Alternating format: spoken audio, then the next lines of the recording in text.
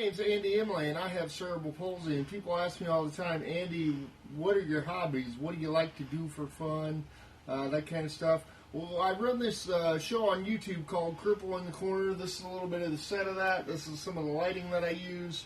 This is the green screen that I use here for some special effects for the show. I also go around to certain clubs and venues where I can get booked at to give people a humorous insight into the world of cerebral palsy. Most of the jokes and most of the material that I do is actually based on real-life events that have happened to me or that I think might happen to me or should happen to me. I've had the opportunity to actually visit some pretty cool places this year. I've been in Louisville in January. I was down there doing some stuff. Indianapolis, I was there in May telling some jokes there. That was pretty cool. I've had the opportunity to go to Fort Wayne, Indiana, Bloomington, Indiana. I had a couple shows here in Evansville, as a matter of fact. That's been pretty cool. I've actually got a roast coming up here in a couple days. That'll be pretty cool that I'll be able to be a part of, and I'll be able to upload some video as far as that's concerned. But people ask me, Andy, what's the best tool to have anytime that you have anything funny to say?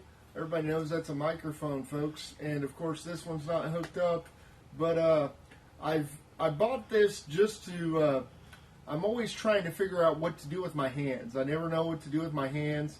My hands are always going this way, going that way.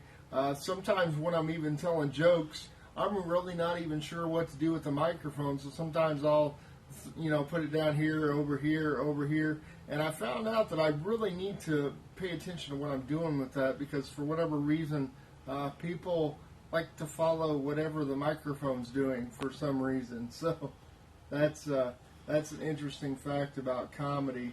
But I was actually able to perform, like I said, several different places, do several different things. I'll tell you a quick story here, and then I'll get out of here.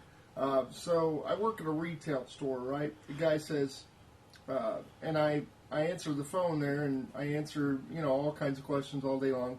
This guy comes in and says, hey, man, I need to talk to Andy.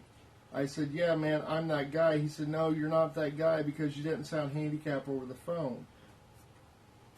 I said, well, no, sir, but autocorrect makes me sound handicapped at least 4 or 5 times a day.